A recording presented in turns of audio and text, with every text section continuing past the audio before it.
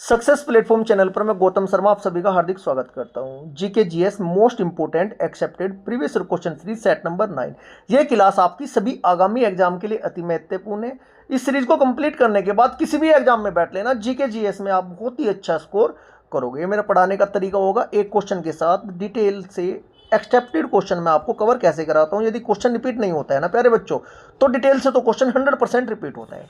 Class start करते हैं। Question number first, निम्नलिखित में से किसके उत्तरी भाग को सह्याद्री के नाम से जाना जाता है। जो भारत के तट रेखा है ना बच्चों, पूर्वी घाट पश्चिमी घाट से क्वेश्चन एग्जाम में डायरेक्ट पूछा जाता है। अब इसकी मैं आपको पहले आंसर बताऊंगा, फिर इसकी डिटेल से क्वेश्चन कवर कराऊंगा। राइट आंसर होगा बच्चों ऑप्शन नंबर थर्ड, पश्चिमी घाट। किससे बच्चों? पश्चिमी घाट है राइट आंसर आपका। अब देखते हैं डिटेल से क्वेश्चन क्या बनते हैं। पूर्वी तट को किस नाम से जाना जाता है? कोरोमंडल तट। डायरेक्ट पूछा जाता है, भारत के पूर्वी तट को किस नाम से जाना जाता है? कोरोमंडल तट के नाम से जाना जाता है। एक क्वेश्चन पूछा जाता है, भारत के पश्चिमी तट को किस नाम से जाना जाता है? पश्चिमी तट को मालाबार तट के नाम से जाना जाता है। यदि पर्टिकुलर स्टेट वाइज क्वेश्चन पूछा जाए तब कैसे पूछा जाता है? केरल और कर्नाटक के मध्य के तट को किस नाम से जाना जाता है? मालाबार तट। कर्नाटक और गोवा के मध्य के तट को किस नाम से जाना जाता है? केनरा तट। गोवा और दमन के बीच के तट को किस नाम से जाना जाता है प्यारे बच्चों? कोंकण तट। एक क्वेश्चन पूछा जाएगा, दमन और गुजरात के बीच के मध्य के तट को किस नाम से जाना जाता है? काठियावाड़ तट। ये आपका पश्चिमी तट वाले तट है आपके, जो कि अरब सागर में है। इतना आप सभी को पता होगा। पूर्वी तट में बंगाल की खाड़ी होती है, पश्चिमी तट में आपका अरब सागर होता है। अब मैं बात करूँ तमिलनाडु और कोरोमंडल, तमिलनाडु और आंध्र प्रदेश के मध्य के तट को किस नाम से जाना जाता है? ये आपका कोरोमंडल तट के नाम से जाना जाता है। बात करें आंध्र प्रदेश और पश्चिमी बंगाल के मध्य के तट को किस नाम से जाना जाता है? ये आपका डेल्टाई क्षेत्र के नाम से जाना जाता है। एक पर्वत श्रेणी से भी क्वेश्चन बनता है, वो भी मैं साथ के साथ बताऊंगा आपको। भारत के पूर्वी तट पर स्थित पर्वत श्रृंखला या पर्वत श्रेणी का नाम क्या है? महेंद्रगिरी पर्वत। भारत की पश्चिमी तट पर स्थित पर्वत कौन सा है बच्चों? सह्याद्री पर्वत है आपका ये। ठीक है जी। और पूर्वी तट और पश्चिमी तट की पहाड़ियाँ किस मतलब जहाँ पर मिलती है उसे किस नाम से जाना जाता है? उसे बोले जाते हैं नीलगिरी की पहाड़ी। आगे बढ़े क्वेश्चन नंबर सेकंड, भारत के संविधान के तहत अनुच्छेद मतलब किस भारत के संविधान के तहत मतलब ये पूछा है कौन सा अनुच्छेद है? अनुच्छेद कहता है कि राष्ट्रपति के पास किसी दोषी व्यक्ति की सजा को कम करने या उसे माफी देने की शक्ति है। Article number 72। अध्यादेश जारी करने की शक्ति किस अध्यादेश जारी करने की शक्ति किस अनुच्छेद में? 123। संयुक्त बैठक को बुलाने की शक्ति किस अनुच्छेद में है राष्ट्रपति के पास? Article number 108। इंपोर्टेंट आर्टिकल है। क्वेश्चन नंबर थर्ड, किस ग्रंथ में इस बात का उल्लेख मिलता है कि मौर्य सेना के सेनापति पुष्यमित्र ने मौर्य राजा ब्रह्मदत्त की हत्या की थी? किसमें मिलता है जी? हर्षचरित में मिलता है। ठीक है। अब मैं आपको डिटेल बताता हूँ, यहाँ से क्वेश्चन पूछा जाता है। बाणभट्ट हर्षवर्धन के दरबारी कवि थे। डायरेक्ट पूछा जाता है बाणभट्ट किसके दरबारी कवि थे? हर्षवर्धन के। और इन्होंने हर्षचरित की रचना की थी। हर्षचरित की रचना किसने की थी? बाणभट्ट ने की थी। कादंबरी की रचना किसने की थी? बाणभट्ट द्वारा की गई थी। हर्ष ने स्वयं 3 संस्कृत नाटक नागानंद, रत्नावली और प्रियदर्शिका लिखे थे। पुष्यभूति वंश या वर्धन वंश के संस्थापक आपके थे। नेक्स्ट क्वेश्चन, क्वेश्चन नंबर 4, निम्नलिखित में से किसने लोधी वंश की नींव रखी थी? GKT का सैयद लोधी से याद करो। GKT का सैयद लोधी, दिल्ली सल्तनत के सैयद वंश याद हो जाएंगे। सैयद लोधी। जी से गुलाम वंश, के से खिलजी वंश, टी से तुगलक वंश, सैयद वंश, लोधी वंश। ऐबक जल गया, खरीज खा, बहलोल लोधी। एक लाइन याद ये कर लेना, पांचों के संस्थापक भी याद हो जाएंगे। ऐबक कुतुबुद्दीन ऐबक गुलाम वंश का संस्थापक था। ऐबक जल बोले तो ऐबक जल बोले तो जलालुद्दीन खिलजी वंश का संस्थापक था। ऐबक जल गया से बोले तो गयासुद्दीन तुगलक वंश का संस्थापक था। ऐबक जल गया, खरीज खा सैयद वंश का संस्थापक खरीज खा था। और लोधी वंश का संस्थापक बहलोल लोधी था। क्वेश्चन में क्या पूछा गया है? निम्नलिखित में से किसने लोधी वंश की नींव रखी थी? राइट आंसर होगा बहलोल लोधी। अब मैं आपको बताता हूँ, यहाँ से क्वेश्चन पूछा जाता है, सबसे अधिक समय तक सबसे लंबी अवधि किस वंश की रही थी? तुगलक वंश की रही थी जी। तुगलक वंश की कितने साल रहा था? 94 साल। सबसे कम अवधि किसकी रही थी? खिलजी वंश की रही थी। खिलजी वंश कितने साल रहा था? 30 साल। एक मोबाइल नंबर है, ऐसा याद कर लेना, 1990 में से 1206 घटाना 84 निकल कर आ जाएगा। जब 1320 में थे 1290 घटाओगे 30 निकल कर आ जाएगा। 1440 में से 1320 घटाओगे 94 निकल कर आ जाएगा। कुल मिलाकर ऐसा याद कर लेना, 84 30 94 36 एक और डिजिट है वो घटा के देख लेना क्या आएगी, उससे आपके कार्यकाल याद हो जाएगा। 1206 में 84 जोड़ देना, 1290 में 30 जोड़ देना, 1330 में 94 जोड़ देना, 1414 में 36 जोड़ देना, 1450। ठीक है जी, आगे बढ़े। क्वेश्चन नंबर 5, किस राज्य में मंत्रिपरिषद की नियुक्ति परामर्श पर की जाती है? किसकी परामर्श पर? Right answer option number second, मुख्यमंत्री। Question number 6, question number 6, Bengal विभाजन की घोषणा के समय भारत का वायसराय कौन था? Lord Curzon. कर्जा होगा था जी, बंगाल का विभाजन कर दिया था। नेक्स्ट क्वेश्चन, क्वेश्चन नंबर 7, 2011 की जनगणना के अनुसार भारत में सबसे कम जनसंख्या वाला राज्य पूछा गया है, तो राइट आंसर होगा सिक्किम। सबसे ज्यादा जनसंख्या वाला राज्य पूछा जाता, राइट आंसर होगा उत्तर प्रदेश। भारत का सबसे ज्यादा क्षेत्रफल वाला राज्य पूछा जाता, तो राइट आंसर होता राजस्थान। सबसे कम क्षेत्रफल वाला राज्य पूछा जाता, तो राइट आंसर होता गोवा। अब डिटेल देखते हैं। बात करें 2011 की जनगणना के अनुसार CM चंद्रमौली 2011 की भारतीय जनगणना के रजिस्ट्रार जनरल और जनगणना आयुक्त थे। 2011 की जनगणना आयुक्त कौन थे? CM चंद्रमौली। 2021 की नहीं हुई है, यही क्वेश्चन पूछा जाएगा यदि पूछा जाता है। उत्तर प्रदेश सबसे अधिक आबादी वाला राज्य है, सबसे ज्यादा जनसंख्या किसकी? उत्तर प्रदेश की। महाराष्ट्र दूसरे नंबर पर आता है। देश में लिंगानुपात पूछा गया है एक बार क्वेश्चन, ये आपका कितना था बच्चों? 943, 1000 पुरुषों पर 943 महिलाएं। ठीक है जी। हरियाणा में सबसे कम लिंगानुपात है, कितना है जी? 877। बिहार की जनसंख्या घनत्व सबसे अधिक है, ये भी कई बार क्वेश्चन पूछा गया है। यदि पूछा जाए आपसे क्वेश्चन कि 2011 की जनगणना के अनुसार भारत में कुल साक्षरता दर कितनी थी? 74% थी।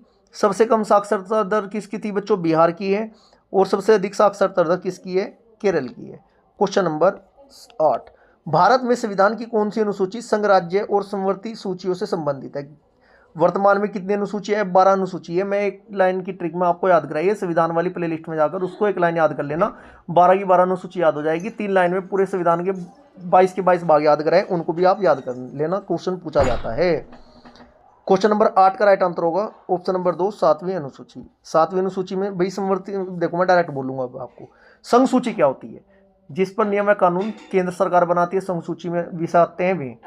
राज्य सूची, जिन पर नियम व कानून राज्य सरकार बनाती है उनमें विषय आते हैं राज्य सूची के। समवर्ती सूची, ऐसे विषय जिन पर नियम व कानून केंद्र व राज्य दोनों बनाते हैं, वो आपके समवर्ती सूची में आते हैं। जैसे कि आपका रक्षा, परमाणु ऊर्जा, विदेशी मामले, युद्ध, शांति, बैंकिंग, रेलवे आदि संघ सूची में आएगी, क्योंकि केंद्र सरकार नियम व कानून बनाती है इन पर। राज्य सूची में कौन कौन से विषय आते हैं? पुलिस, कृषि, जेल, सार्वजनिक स्वास्थ्य आदि, क्योंकि राज्य सरकार इन पर नियम बनाती है। समवर्ती सूची, दिवालियापन, विवाह और तलाक। ठीक है जी। आपका शिक्षा भी समवर्ती सूची में आता है। कुछ हद तक वन भी शिक्षा समवर्ती सूची में आ जाते हैं। जनगणना समवर्ती सूची में आती है, क्योंकि इन पर नियम व कानून बनाने का कार्य दोनों मिलकर करते हैं, राज्य और केंद्र। आगे बढ़े। क्वेश्चन नंबर 9, निम्नलिखित में से कौन अशोक चक्र प्राप्त करने वाली पहली भारतीय महिला है? क्वेश्चन नंबर 9 का राइट आंसर होगा option number first, Neerja Banot. Next question, question number 10, दंती दुर्ग प्रारंभिक मध्यकालीन भारत में निम्नलिखित में से किस राजवंश से संबंधित था? राइट आंसर होगा ऑप्शन नंबर सेकंड, राष्ट्रकूट। दंती थे ना, कूट दिया था जी, दंती तक कूट दिया था। और इनकी राजधानी क्या थी? मान्यखेट। खेत में तो कूट कर लेकर आए थे ना घास, दंती से। क्वेश्चन नंबर 11, ट्रम्प एक खेल शब्द है जिसका प्रयोग किया जाता है किसमें? राइट आंसर होगा ऑप्शन नंबर थर्ड, ब्रिज में। नेक्स्ट क्वेश्चन, क्वेश्चन नंबर 12, भारतीय संविधान के निम्नलिखित में से किस अनुच्छेद के अंतर्गत किसी राज्य के राज्यपाल को राष्ट्रपति द्वारा उसके अपने हस्ताक्षर और मुहर सहित अधिपत्र द्वारा नियुक्त किया जा सकता है? राइट आंसर ऑप्शन नंबर 4, अनुच्छेद 155।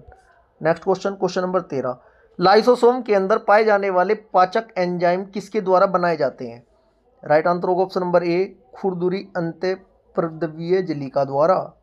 Next question, question number 14, Bharat के संविधान के अनुच्छेद 51A के अनुसार मौलिक कर्तव्य H का मकसद मानवतावाद और जांच और सुधार की भावना को विकसित करता है। 11 मौलिक कर्तव्य में से H पूछा है, क्या है? राइट आंसर होगा वैज्ञानिक स्वभाव, 8वें नंबर का पूछा है। मैं आपको ट्रिक से 11 मौलिक कर्तव्य याद कराएं, प्ले लिस्ट में जाकर एक बार देख लीजिएगा जरूर संविधान की। Next question, question number 15, my country my life किसकी आत्मकथा है? क्वेश्चन नंबर 15 का राइट आंसर होगा लाल कृष्ण आडवाणी की। नेक्स्ट क्वेश्चन, क्वेश्चन नंबर 16, निम्नलिखित में से किस विकल्प में सभी सदिश राशियां हैं? क्वेश्चन नंबर 16 का आपका राइट आंसर होगा। बल होता है वेग, संवेग, भार, त्वरण। ऑप्शन नंबर 4 आपका राइट आंसर हो जाएगा। नेक्स्ट क्वेश्चन, क्वेश्चन नंबर 17, अभ्रक किस प्रकार का खनिज है? क्वेश्चन नंबर 17 का राइट आंसर होगा अधात्विक खनिज। ऑप्शन नंबर 2 राइट आंसर होगा आपका। क्वेश्चन नंबर 18, भारतीय संविधान के अर्ध संघीय क्वासी फेडरल शासन के मॉडल को किस देश के संविधान से लिया गया है? क्वेश्चन नंबर 18 का राइट आंसर होगा कनाडा के संविधान से। जितनी पावरफुल चीजें है ना प्यारे बच्चों, सारी आपकी अमेरिका के संविधान से ली गई है। ठीक है जी।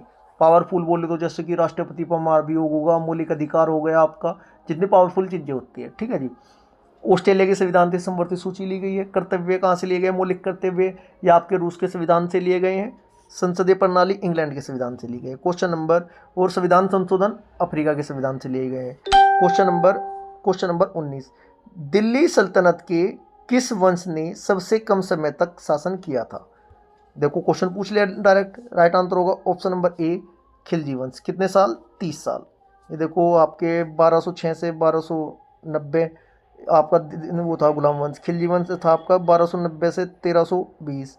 फिर आपका तुगलक वंश 1220 से 1414। फिर सैयद वंश 1414 से 1451। फिर लोधी वंश 1151 से 1526 तक आपका क्या रहा था बच्चों? लोधी वंश रहा था। अब मैं आपको स्टार्टिंग में बताया था, जब आप 1290 में से घटाना है कि आपको 1206, क्या घटाओगे? 84 निकल जाएगा। कितना होगा? 84। ठीक है। इसके बाद फिर क्या करना है आपको? 1320 में से घटा के देखना 1290 कितना आ जाएगा बच्चों? 30। 84 30। मोबाइल नंबर बता रहा हूँ, पूरा दिल्ली सल्तनत के आपको समय काल याद हो जाएगा। इसके बाद देखिएगा तुगलक वंश कितना है बच्चों? 1414 में से घटाना है आपको 1320। याद करने का तरीका बता रहा हूँ मैं, यह आ जाएगा 94। फिर आप सैयद वंश का कैसे निकालोगे? 1451 में से आप 1414 घटा देना, ये निकल कर आएगा 37। ठीक है जी। फिर इसके बाद लोधी वंश का क्या बचा आपका? 1526 में तो बाबर ही आ गया था। 1526 माइनस 1451, यह आपका आ जाएगा 75। कुल मिलाकर आपको एक मोबाइल नंबर याद रखना है, ये मोबाइल नंबर याद रख लो, स्क्रीनशॉट ले लो। 84 30 94 37 75। 84 30 94 37 75। 84 30 94 37 75। 1206 याद कर लेना, फिर 84 जोड़ देना, दिल्ली सल्तनत निकल जाएगी। वो 1290 तक आ जाएगा। 1290 में 30 जोड़ देना, 1320 खिलजी वंश निकल जाएगा। आप समझदार हो, स्क्रीनशॉट ले लो, ऐसे आप याद कर लेना। क्वेश्चन नंबर आपका 20, क्वेश्चन नंबर 20 क्या कहता है जी?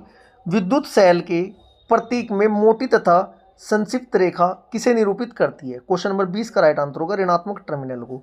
यह क्वेश्चन रेलवे में पूछा जाता है। देखिएगा सेल शब्दावली में सेल के प्रतीक से संबंधित मोटी खड़ी रेखा ऋणात्मक टर्मिनल को दर्शाती है प्यारे बच्चों। देखिएगा ऐसा होगा, देखो ऐसे होता है नहीं क्या, ऐसे है। ठीक है जी। सेल के प्रतीक में लंबी पतली खड़ी रेखा धनात्मक को, ये प्लस होता है, ये माइनस है, ऐसा करके। सेल के फिर आगे देखें, सेल के प्रतीक में एक छोटी रेखा उसके ऋणात्मक टर्मिनल को दर्शाती है। सेल के प्रतीक में धनात्मक टर्मिनल को एक लंबी रेखा दर्शाया जाता है। सभी उपकरण को जोड़ने वाली रेखा तार को इंगित करती है। एक साथ जुड़े दो अधिक सेल को बैटरी कहते हैं। प्यारे बच्चों, ये क्लास हमारी यहाँ पर समाप्त होती है। क्लास आपको कैसी लगी? क्लास अच्छी लगी वीडियो को ज़्यादा लाइक करें, शेयर करें। यदि आपकी कोई भी इंक्वायरी हो, किसी भी आपको सब्जेक्ट में किसी भी टॉपिक को याद करने में प्रॉब्लम हो रही है, कमेंट बॉक्स में लिखिएगा, वही क्लास में आपको ट्रिक वाली प्रोवाइड करा दूंगा। थैंक